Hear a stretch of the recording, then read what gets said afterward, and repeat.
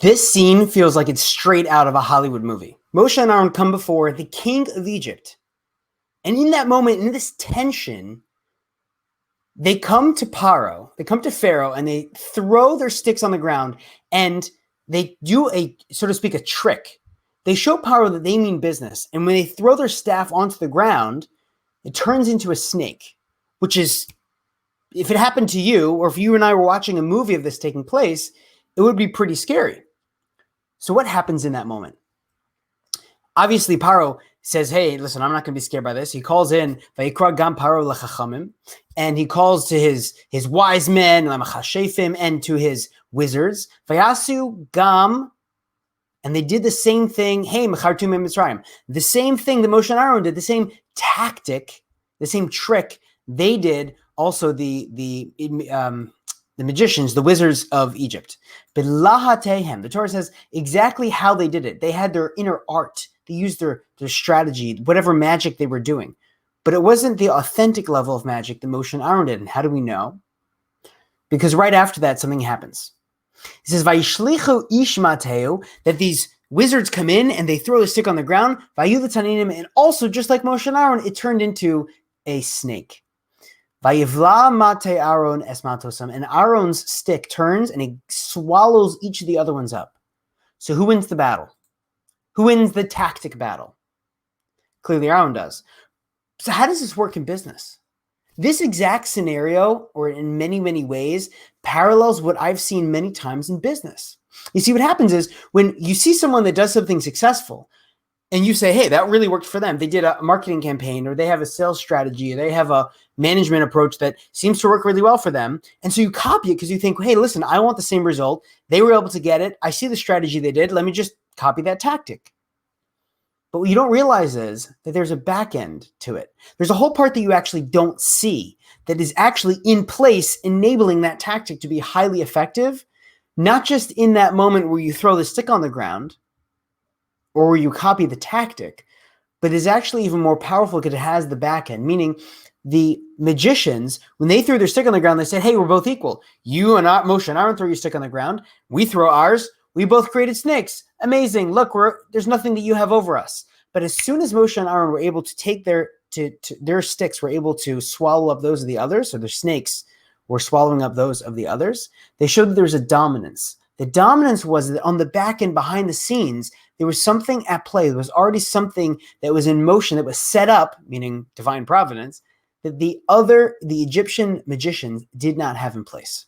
When you want to set up a system, you want to set up something to get to the next level, marketing strategy, sales management, time management, if there's not a back-end system that most people can't see and you don't have that in place, you just copy the tactic, it's not sustainable.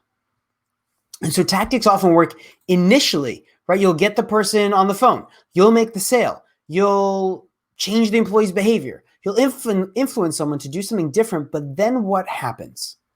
What happens is exactly what happens very next pasuk. Vayomer vaychazak leiv Paro. It worked initially. He was impressed. But then Paro's heart had to be hardened, because it implies that if he had to harden his heart, that means that just before that, he was starting to buy in. The tactic was working.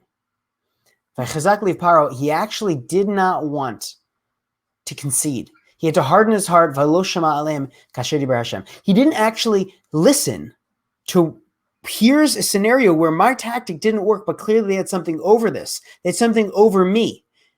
And so what moves forward is, if you look at the pattern, each time they did a plague, which was the next step, Paro's wizards attempt to copy it. And Paro's like, okay, I'm convinced this tactic is working. Get it away from me. And they're taking a strategy that they see that Moshe and Aaron put in place. The difference is that when Moshe and Aaron are doing are kind of like what a business owner, an entrepreneur does. They create and they develop a new strategy. They're showing something that hasn't been done before. They do something that is innovative. And everyone then tries to catch up and mock and copy it, right? And I remember in the beginning when they had internet marketing, the first people who started doing internet marketing make lots of money. But now people try to keep mimicking those ads and those sales funnels and what the other people did. And it's often not working as well because they're just copying the tactic and not the back end. And so this scenario doesn't work. So What do Moshe and Aaron do in order to motivate, to actually affect change and influence someone who's in a powerful position, like Paro, and who's in a very powerful position because he's enslaving the Jewish people? How does he actually affect that change? And so God moves to plan B. God says, I know how to do this. So the next step is we're going to send a makkah. We're going to send plagues. What are plagues? Plagues are massively painful negative reinforcement.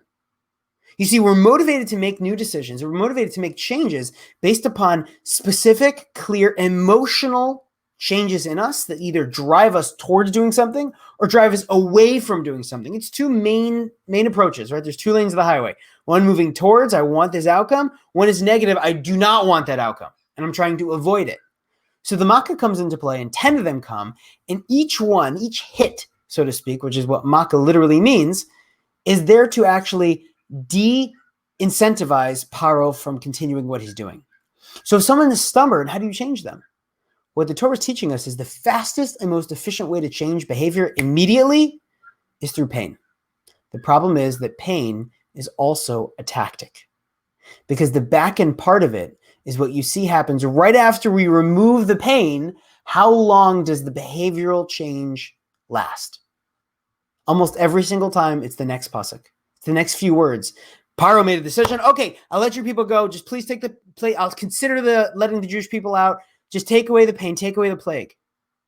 And as soon as that happens, his heart hardens again. He reverts back to his original behavior, his original decision, his original perspective. So the pain is actually not the thing to motivate long-term. It does work short-term, right? They say that anyone will go to a pharmacy to buy a painkiller at 1 a.m, but no one's going at 1 a.m. to buy a multivitamin. Pain is the ultimate immediate motivator. You want to make a sale? Highlight the pain. You want to influence behavior? Highlight the pain. But these days, I'm not recommending that because it's often done incorrectly and it can backfire. Much worse. So instead, you actually want to use both systems. You want to use positive and negative, right? They're both powerful reward systems. Catch someone doing exactly what you want. Reward them publicly for it, right? Use the 5 love languages of the workplace and use the carrot, which is positive reinforcement, and the stick, which is negative reinforcement, but be very, very sure that you're doing it right. Because when you use both systems, that's actually how we get people to make sustainable, long-term behavioral changes. And it's the most powerful way to motivate, to innovate, and to affect changes moving forward. Have an amazing week.